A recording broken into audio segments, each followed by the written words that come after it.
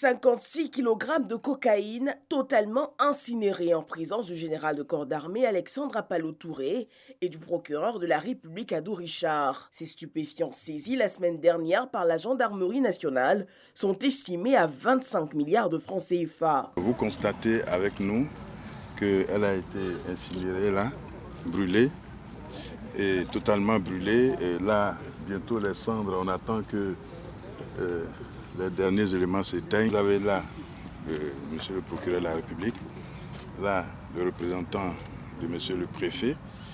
Donc tout le monde est témoin que ça a été bien brûlé.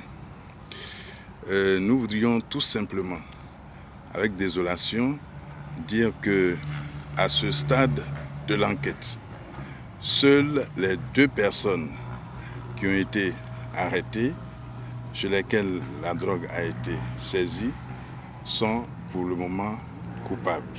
Une infime partie a été mise sous scellé pour la suite de l'enquête et les besoins de laboratoire. Lorsque les personnes sont déférées, le dossier, en ce qui concerne ce genre de dossier qui a des relents internationaux, c'est confié à un juge d'instruction. Et il a besoin, lui, le juge, d'avoir une partie du scellé. On ne pouvait pas tout détruire. Également, pour les besoins aussi de laboratoire, on a conservé une partie. Et pour les besoins de la brigade cynophile, parce que sachez bien que c'est les chiens renifleurs qui permettent aussi, à travers, n'est-ce pas, l'entraînement qui leur est effectué avec la drogue, de pouvoir déceler les colis qui sont, dans lesquels il y a de la drogue. Donc c'est pour ces besoins-là qu'on a retenu une infime partie. J'ai dit bien une infime partie. On est clair sur les termes. Et ça, c'est pour les besoins de la procédure et donc pour la science. Notons que 2 suspects ont été interpellés suite aux investigations et les enquêtes restent en cours pour identifier le circuit de ces produits. Le général de corps d'armée rappelle que ces hommes veillent à la sécurisation du territoire pour lutter contre toute forme de criminalité.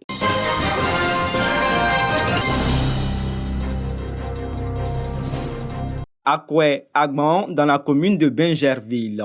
Dans ce village, 220 logements seront bâtis d'ici à 24 mois. Un projet de la mutuelle des enseignants-chercheurs et chercheurs des sciences de santé, Mutexa, et ses partenaires. Un pas très important après l'acquisition de 23 hectares de terrain viabilisés par la mutuelle.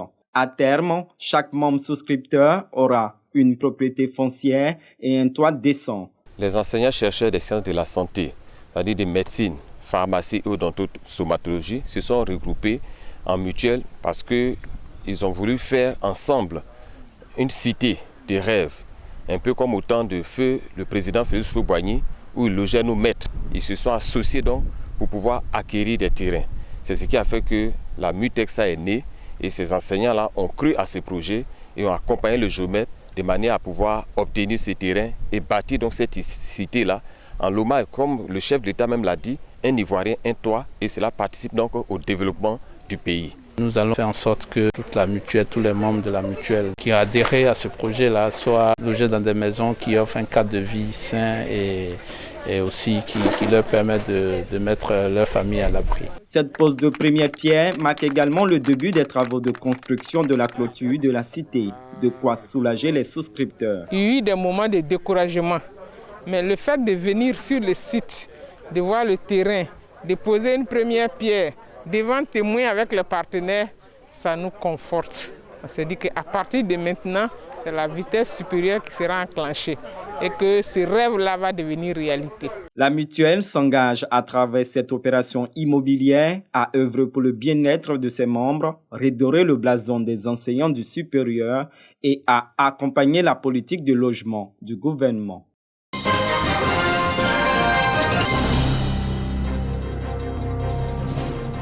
À 2 semaines de l'ouverture de la Ligue 1, la présidente du comité de normalisation, Mariam Daou Gabala, s'est rendue ce mardi 2 mars 2021 dans les locaux de la RTI pour une prise de contact et surtout pour réaffirmer la volonté de la Maison de Verre de Treichville de poursuivre son partenariat avec le groupe RTI. Le partenariat entre la RTI et la FIF est un accord de raison.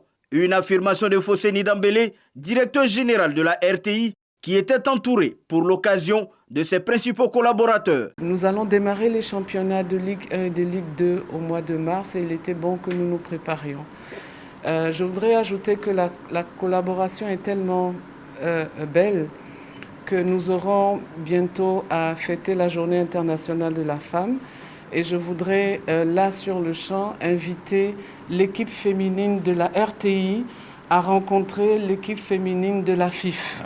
Le 19, au centre technique de Bingerville. Oui, nous serons présents avec une équipe très forte, difficile à manœuvrer et qui va donner du fil à retordre à l'équipe féminine de la FIF. Le football aujourd'hui, c'est quasiment une industrie qui a une dimension sociale, une dimension humaine.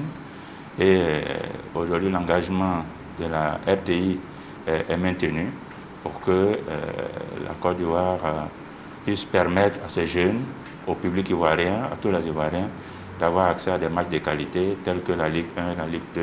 Déjà diffuseuse de la Ligue 1, la RTI s'était engagée depuis la fin de la saison 2019 sur un autre tableau, diffuser la Ligue 2, et de ce fait, renforcer la coopération avec la Maison de Verre de Treichville.